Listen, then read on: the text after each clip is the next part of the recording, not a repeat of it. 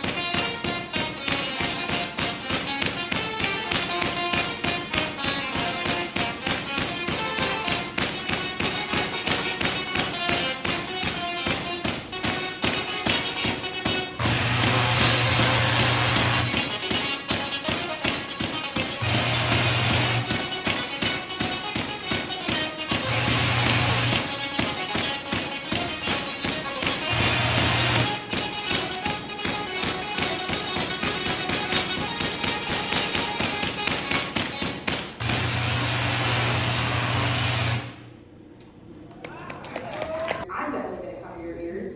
But while everything is getting powered up, feel free to shout out to me. What kind of things do you think I should do if I want to stay safe in here? What should I definitely not do if I want to stay safe in here? Let me know what you think.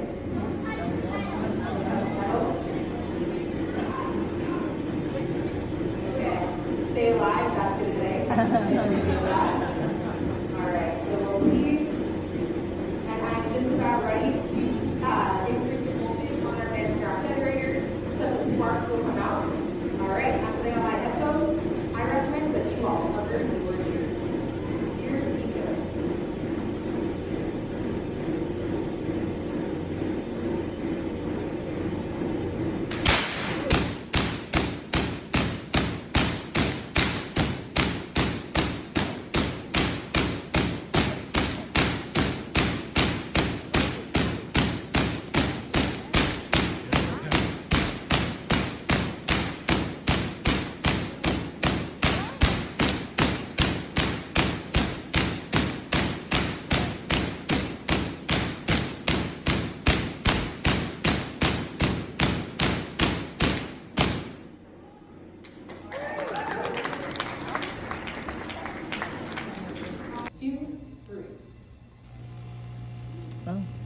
Oh,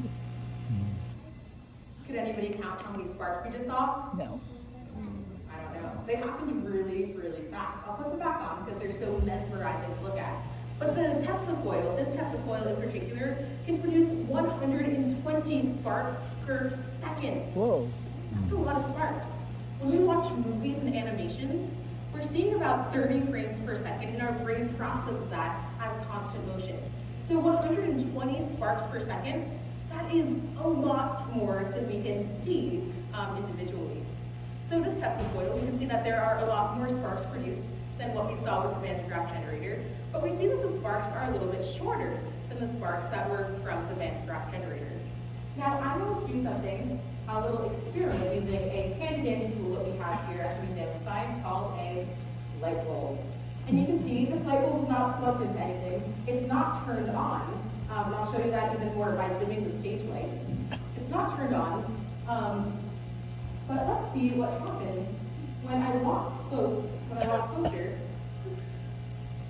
to the Tesla coil to my right. All right. So let's see what happens. Let me know when you guys notice a change. Oh, see that again? Oh, whoa. Okay, I'll do it on this side for my friends to the right here. Oh, there we go. Awesome. So we're seeing that when this light bulb gets close enough to the Tesla coil, it lights up.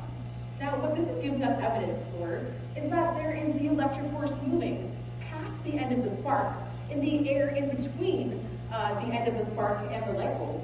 And then when the electric charges from the electric force make contact with this light bulb, well, they cause the electrons in the light bulb to get excited and the light bulb glows. So pretty cool how we can see that the electric force is present even in the air in between the sparks and this light bulb.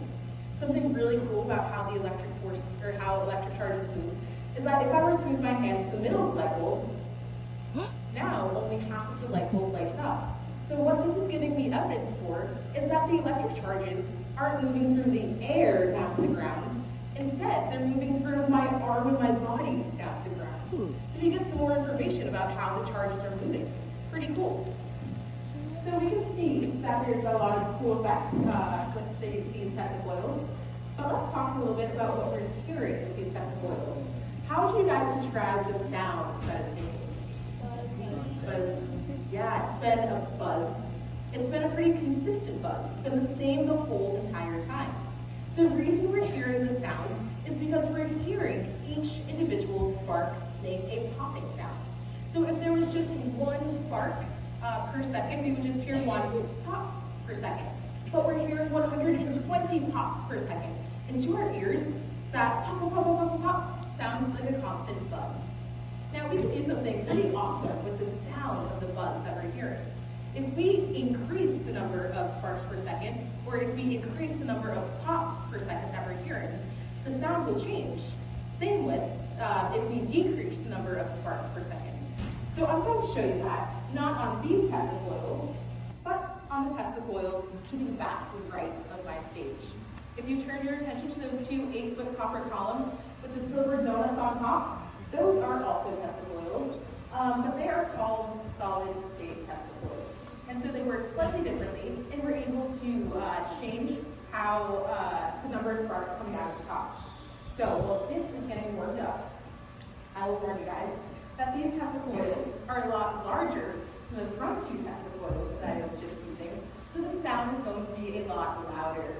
I'm going to cover my ears for this next demonstration. I recommend that you all cover your ears as well. Here we go.